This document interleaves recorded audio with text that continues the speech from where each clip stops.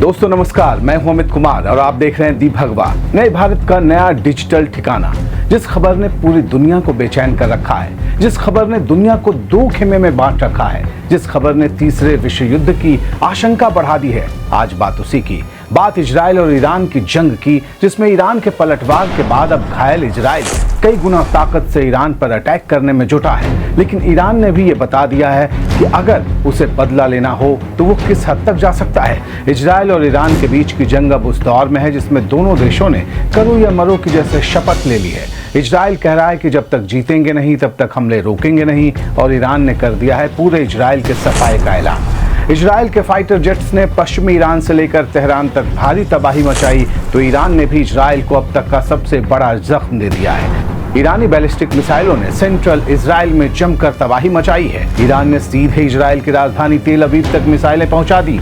जी हां, मिसाइलें बरसाने की कोशिश तो ईरान कई बार कर चुका है, लेकिन इस बार कामयाब हुआ है, और एक नहीं कई जगहों पर कामयाब हुआ है। चाहे हाइफा की बात कर लें, चाहे तेल अवीव की, हर जगह ईरानी मिसाइलों के हमले से एक तरह से कोहराम मचा हुआ है। तेल अवीव के कुछ रिहायशी इलाकों को ईरानी मिसाइलों ने तबाह कर दिया। घायल इजराइल की इन तस्वीरों को देखकर तबाही का सहज अनुमान लगाया जा सकता है कि ईरान ने आखिर अपनी बैलिस्टिक मिसाइलों से इजराइल को किस कदर जख्म दिया है। इस बीच इजराइल की सरकार ने आम लोगों को होम फ्रंट कमांड के हर उस निर्देश को मानने की सलाह दी है जिसका मकसद लोगों को ईरानी बैलिस्टिक मिसाइलों की जद से दूर ले जाकर सुरक्षित जगहों तक पहुंचा देने का है।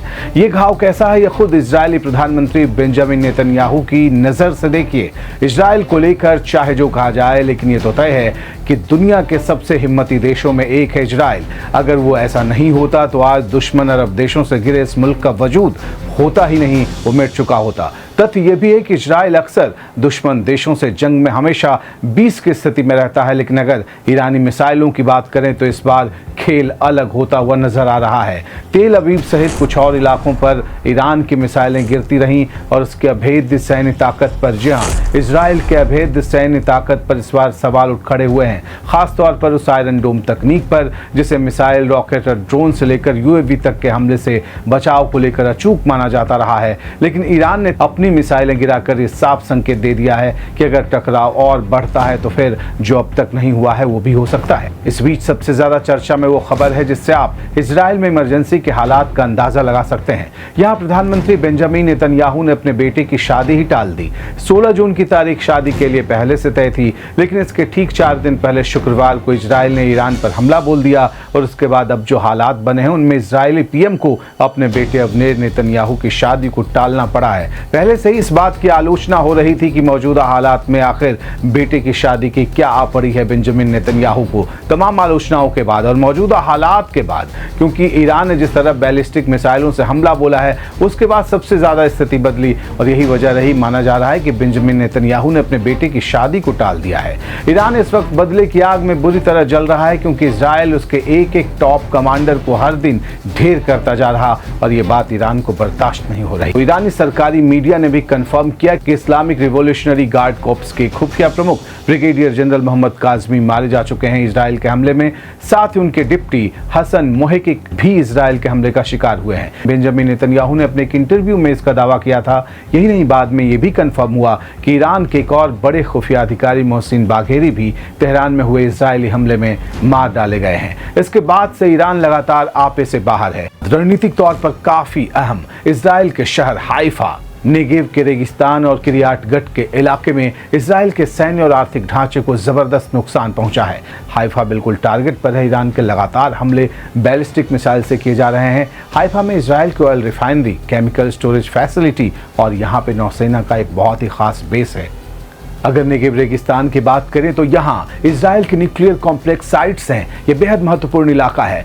मिसाइल की लॉन्चिंग और भंडारण के भी यहाँ पे साइट्स हैं। तो वहीं किरियात गट में इजराइल की मिलिट्री टेक्नोलॉजी के लिए बेहद खास सेमी कंडक्टर मैन्युफैक्चरिंग का ये इलाका हब है। यानी ईरान ये बताने की कोशिश कर रहा कि उसका हमला भी सैन्य और इंफ्रा के सेंटर तक ही सीमित है, वो आम लोगों को निशाना नहीं बना रहा। लेकिन इजराइल बार बार दोहरा रहा है कि ईरान जानबूझकर आम इजरायलियों को निशाना बना रहा, सिविलियंस को निशाना बना रहा। ईरान इससे पहले ईरान ने दावा किया था कि उसने अपने ऑपरेशन के तहत तेल अवीव में इजराइल के खुफिया मुख्यालय को तबाह कर दिया। हालांकि दूसरी तरफ इजराइल ने ईरान के इन तमाम दावों को नकार दिया है। वो सिर्फ यही दोहरा रहा कि ईरान उसके रिहायशी इलाकों को निशाना बना रहा है और कई शहरों में, चाहे वो हाइफा हो, तेल अवीव हो, इजराइल इसकी तस्वीरें भी जारी कर रहा है और ये बता रहा है कि वहाँ रिहायशी इलाकों को ईरान की तरफ से निशाना बनाया गया।